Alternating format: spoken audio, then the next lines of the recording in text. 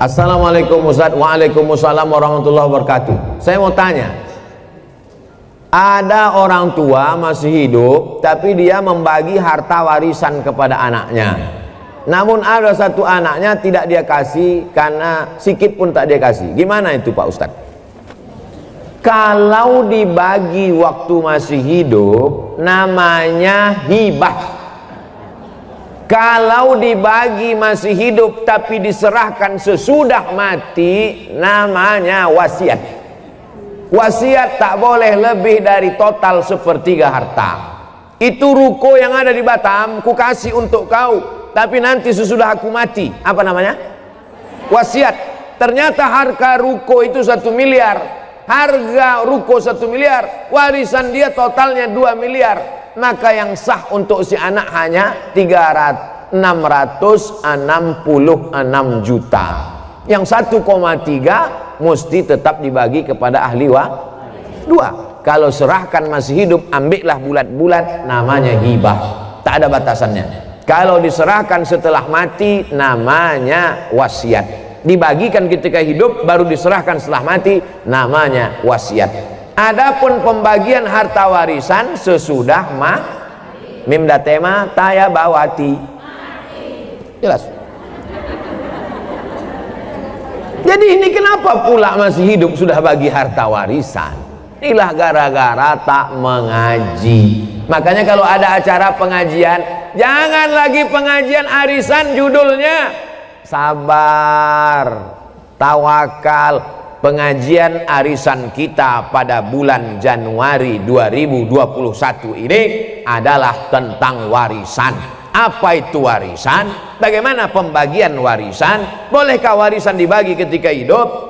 Apa nama hibah? Apa itu wasiat? Supaya jangan salah kaprah. Ini banyak orang tua kalau udah cerita warisan, Bu, gimana masalah warisan? Jangan tanya warisan, aku belum mati lagi. Padahal setelah mati menyimpan warisan sama dengan bom atom, bom waktu yang akan meledak. Ini saya menduga bahwa si bapak ibu ini marah kepada anaknya yang satu nih, maka biar supaya jangan dapat dibaginya. Ini untuk kau, untuk kau. Adapun kau matilah kau tak dapat. Tak bisa. Maka kita kalau salah jangan salah 2 kali. Dulu salah kita karena tak mendidik dia, dulu salah kita tak mengajar dia, sekarang dia menjadi pemabuk, pecandu narkoba. Yang salah kita atau dia? Kita yang salah. Maka pembagian harta warisan hak dia ada pada harta kita, karena dia adalah anak kita. Dia tak pernah minta jadi anak kita, kita pun tak pernah minta dia jadi anak kita. Allah yang mengirimkan dia ke rahim ibu, didik dia dengan baik. Kalau sudah dididik dengan baik tak juga baik, takdir seperti Nabi Nuh punya anak Kan'an, tapi dia tetap punya jatah harta setelah kita meninggal. Bagilah menurut ilmu faraid pembagian harta warisan. Walakum nisfu ma taraka azwajukum illam yakul lahunna walad. Kamu suami dapat setengah harta istrimu kalau tak ada anak. Fa in kana lakum waladun falahunnar rubu'u. Kalau kamu punya anak maka istri dapat 1/4, istri dapat 1/8. Fa in kana lahunna waladun falakumur rubu'u. Kalau ada anak suami dapat 1/4. Kalau tak ada anak suami dapat setengah. Istri dapat 1/4 kalau tak ada anak. Kalau ada anak, istri dapat 1/8. Anak laki-laki, lidzakari mislu hazil unsayain. Anak laki-laki dapat 2 kali bagian anak perempuan. Jadi kalau anak perempuan 25 juta, anak laki-laki 50 juta. Karena laki-laki lebih besar tanggung jawabnya. Laki-laki membiayai nikah, laki-laki mengasih nafkah, laki-laki menjadi kepala rumah tangga, laki-laki mengasih mahar. Itulah maka laki-laki diberikan kelebihan, bukan karena Islam diskriminatif. Maka jelaskan nih kepada anak cucu kita, kalau tidak nanti kita akan salah, anak cucu kita akan salah, dan dia menjadi mengalir amal salah, bukan amal ya. Apakah kalau lagi haid boleh baca Quran melalui aplikasi di handphone? Orang yang sedang menstruasi, maaf, beribu maaf, tak boleh megang Quran, tak boleh bawa Quran, tak boleh baca Quran, tak boleh masuk masjid, tak boleh sholat, tak boleh tawaf, tak boleh puasa. 7 menurut fikih Islam wa adillatuh Syekh Wahbah Zuhaili. Tak boleh megang Quran, tak boleh bawa Quran, tak boleh baca Quran, tak boleh masuk masjid, tak boleh sholat, tak boleh tawaf, tak boleh puasa. Itu mazhab yang saya pakai. Lalu Pak Ustadz, kalau baca Quran melalui aplikasi, membaca Quran bagi perempuan yang haid boleh dengan dua catatan pengecualian. Pertama, dia hafal Quran. Orang hafal Quran paling tidak mengulangi hafalannya 1 hari 2 juz. Kalau tak diulangi 2 juz hilang. Maka ibu yang punya anak hafal Quran, berarti 1 hari 2 juz mengalir pahala untuk ibu, baik hidup maupun mati. Lalu kemudian 1 bulan 2 kali khatam, setahun 24 kali khatam. Beruntungnya punya anak hafal Quran. Mudah-mudahan anak kita hafal Quran. Hafal Quran anak gadis kita, dia mengulang 1 hari 2 juz, dia boleh mengulang an zahri qalbin, dalam hati. Maka nanti kalau ibu nampak ada anak ibu, diam aja. Itu dia sedang ngulang hafalan. Kalau dia hafal Quran. Kalau tak hafal, tak tahulah tak apa dia. Yang kedua, guru boleh membaca walaupun sedang haid, tapi ayatnya potong-potong. Guru tahfiz di pesantren. Anak-anak baca ya. Innallaha la yastahyi ayyat riba, potong-potong, dibacanya pangkal. Silakan baca. Innallaha la yastahyi ayyat masalam ma ba'udatan fa'am.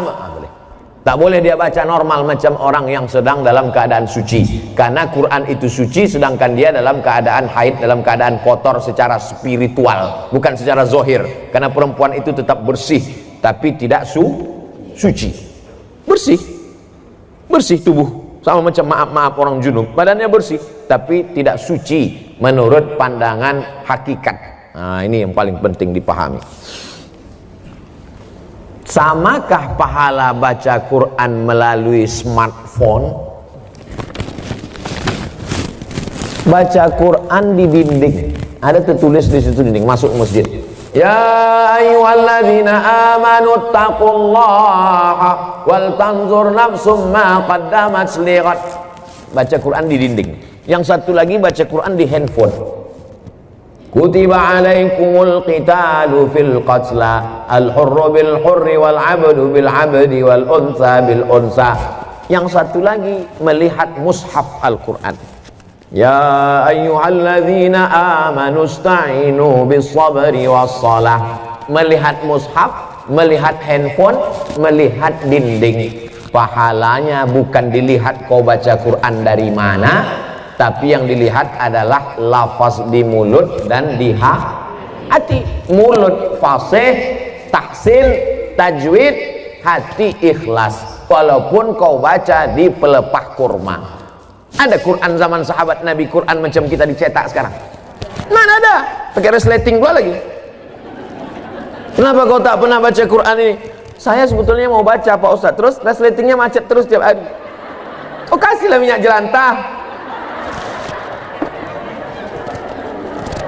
Dulu Quran ditulis di pelepah korma, di tulang onta, di batu apa namanya itu? Batu lepes, batu ceper macam piring, ditulis. Jadi Quran tidak dilihat di mana, mau di kertas.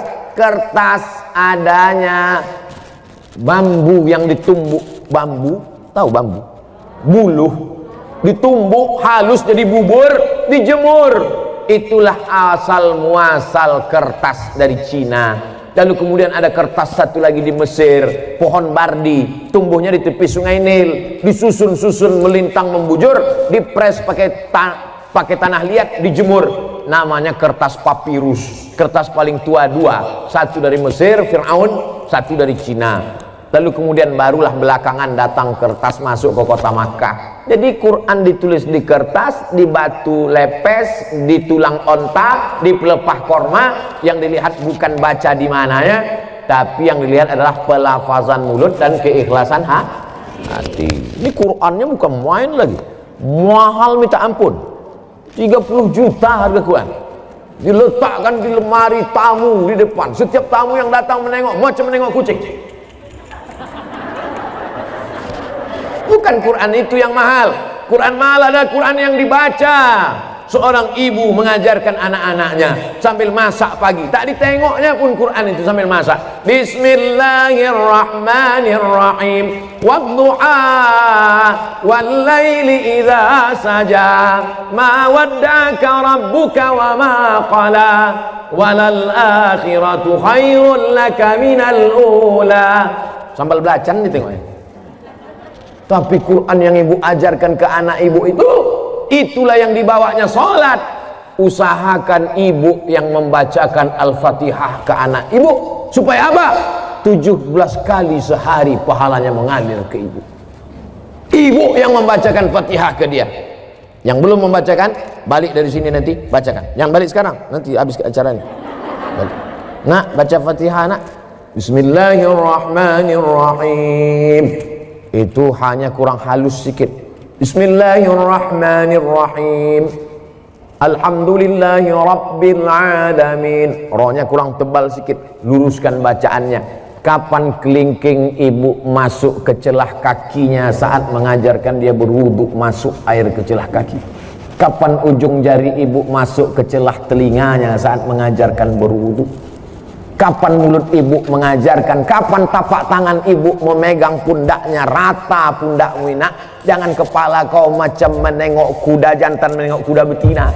Jangan kepala kau ni menunduk macam menengok rumput. Rata nak. Kelak kita semua, inilah yang akan dia kenang. Al-madrasatul ula. Ibu adalah sekolahnya yang pertama. Alhamdulillah, ibu amalkan. Pahalanya mengalir ke ibu, mengalir pula ke saya.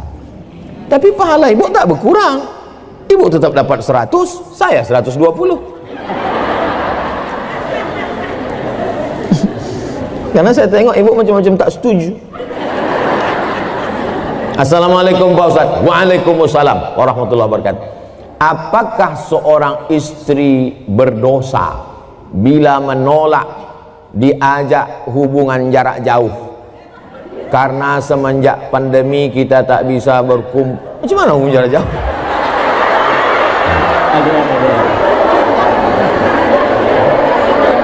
LDR. Apa arti LDR?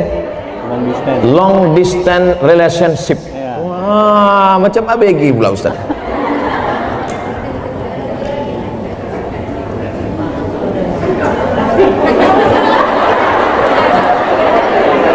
Wa'ashiruhun nabil ma'ruf. Dulu waktu akad nikah, suami ibu disuruh Pak Kua membaca ayat. Baca ini, wa'ashiruhun nabil ma'ruf. Berhubungan baiklah kamu dengan dia dengan cara ma'ruf. Ma'ruf diambil dari kata urf.